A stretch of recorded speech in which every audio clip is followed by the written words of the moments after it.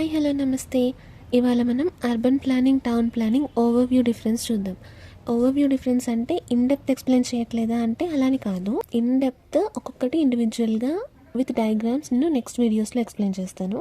ఈ వీడియోలో మాత్రం దీని కింద ఏం కన్సిడర్ చేయాలి, టౌన్ ప్లానింగ్ కింద ఏం కన్సిడర్ చేయాలి అనేది మాత్రం మాట్లాడుకుంటాం. ఎందుకంటే చాలామందికి ఈ రెండు సేమే అన్న థాట్ ఉండింది. యాక్చువల్గా టౌన్ ప్లానింగ్ అంటే ఏంటి, అర్బన్ ప్లానింగ్ అంటే ఏంటి?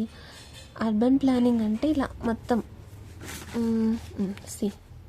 ఇలా అనమాట. ఇదంతా అర్బన్ ప్లానింగ్. ఇందులో టౌన్ ప్లానింగ్ అంటే ఓవరాల్ నగరం మొత్తం గురించి మాట్లాడుకునేది urban planning.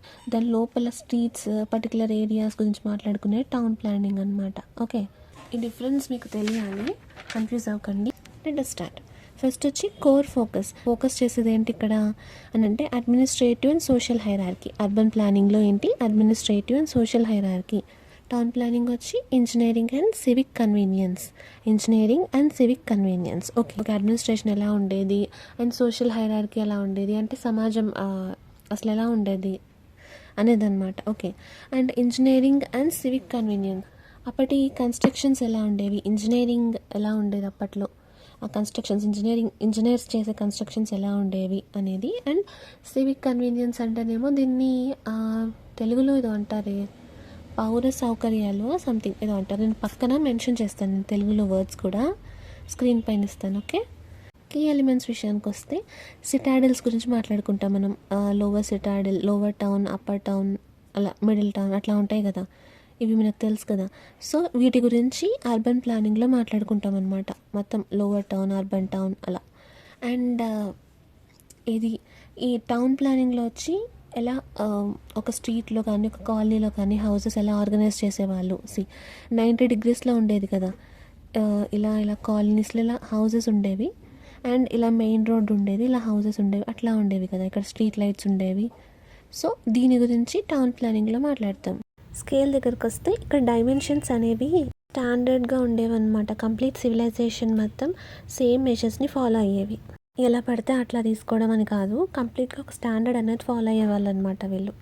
For example bricks, మనం బర్న్డ్ బ్రిక్స్ యూజ్ చేస్తాం కదా కన్స్ట్రక్షన్స్కి. సో వాటి సైజ్ ఎలా, లెంత్, బ్రెడ్త్, హైట్ ఎలా అనేది మెన్షన్ చేయడం, చెక్ చేయడం, వాటి వెయిట్స్ చెక్ చేయడం అలా చేసేవాళ్ళు అనమాట ఈ హరప్పా టైంలో. ఓకే, బట్ టౌన్ ప్లానింగ్లో, ఇది అర్బన్ ప్లానింగ్లో, ఇది ఓవరాల్గా చెప్తున్నాను నేను. టౌన్ ప్లానింగ్లో ఎలా అంటే placement of wells, dustbins, street lamps అన్నీ కూడా టౌన్ ప్లానింగ్లోకి వస్తాయి. ఇందాక మాట్లాడుకున్నాం కదా, స్ట్రీట్ లైట్స్. ఓకే, అండ్ కాలనీస్లో ఉండే వెల్స్, డస్ట్బిన్స్ ఉండేవి.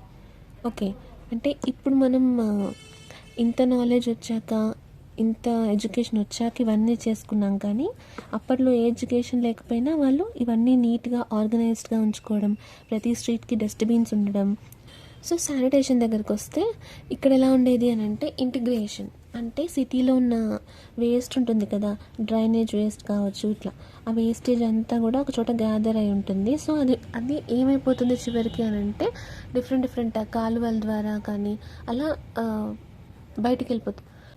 ఓకే, ప్రతి హౌస్ నుంచి డ్రైనేజ్ సిస్టమ్ ఇలా వచ్చి ఇలా కనెక్ట్ అవ్వాలి.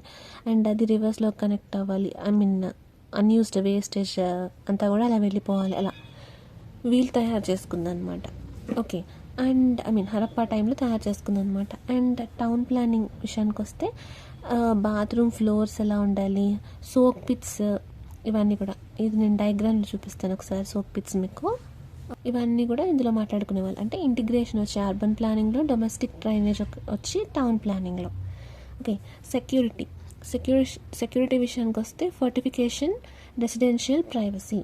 ఓకే, ఫోర్టిఫికేషన్ అంటే building massive peripheral walls for protecting against floods or invaders. Fortification అంటే రక్షణ గోడలు అంటారు వీటిని. ఓకే, సెక్యూర్డ్ వాల్స్ లాగా పెట్టుకునే వాళ్ళు అనమాట. ఎవరు బయట నుంచి ఎనిమీస్ వచ్చి ఫైట్ చేయకుండా, లేదంటే వరదలు వస్తాయి, వరదల నుంచి ప్రొటెక్ట్ చేసుకోవడానికి పెద్ద వాల్స్ లాగా కన్స్ట్రక్ట్ చేసుకునే వాళ్ళు అనమాట around. Okay, residential privacy. Entrance doors అన్నీ కూడా పక్క వీధి వైపు ఉండేవన్నమాట. సో మెయిన్ రోడ్ వైపు విండోస్ కూడా వాళ్ళు ఉంచేవాళ్ళు కాదు. సో దీనివల్ల ఏంటి, కొంచెం సెక్యూర్గా ఉండొచ్చు కదా. సో వీళ్ళు మెయిన్గా సెక్యూరిటీకి బాగా ఇంపార్టెన్స్ ఇచ్చేవాళ్ళు ఇక్కడ. ఫర్ ఎగ్జాంపుల్ అర్బన్ ప్లానింగ్లో చూస్తే డోలవీరా ఏంటి, ట్రిపుల్ ఫోర్టిఫికేషన్, అలాగే లార్జ్ స్కేల్ వాటర్ రిజర్వాయర్స్ ఉండేవి. ఓకే, అంటే ఎక్కువగా వాటర్ స్టోరేజ్ కోసం వాటర్ రిజర్వాయర్స్ యూస్ చేసేవాళ్ళు. అండ్ ట్రిపుల్ ఫర్టిఫికేషన్ అనేది ఉండేది.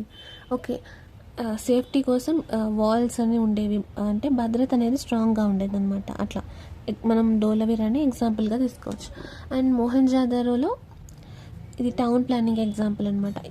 అంటే హౌసెస్ అన్నీ ఒకే పద్ధతిలో ఉండేవి అండ్ ప్రతి హౌస్కి ఓన్ వెల్స్ ఉండేవి అనమాట. ఓకే, సొంత బావులు, ఓన్ వెల్స్ ఉండేవి, ఇండివిజువల్ హౌసెస్. సో ఇలా అనమాట, ఇలాంటి కాన్సెప్ట్స్ని మనం మాట్లాడుకుంటాం. క్లియర్ కదా?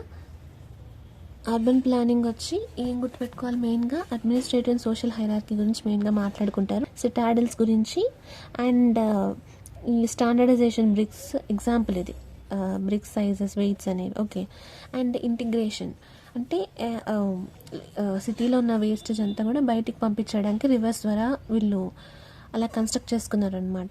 ఓకే, అండ్ సెక్యూరిటీ విషయంలో ఫోర్టిఫికేషన్ ఎగ్జాంపుల్ వచ్చి ధోలవీరా. టౌన్ ప్లానింగ్లో engineering and civic convenience. Okay, grid system 90 degrees, streets 90 degreesలో ఉండేవి, స్ట్రీట్కి ల్యాంప్స్ ఉండేవి, సొంతంగా వెల్స్ ఉండేవి, సోక్ పిట్స్ గురించి మాట్లాడుకోవాలి టౌన్ ప్లానింగ్లో. అండ్ ఆల్సో రెసిడెన్షియల్ సెక్యూరిటీ విషయానికి వస్తే residential privacy. Okay, main road వైపు విండోస్ ఉండవు అండ్ సెక్యూర్గా ఉంటుంది ప్రతిదీ కూడా. ఓకే, ఇవన్నీ కూడా మాట్లాడుకుంటాం.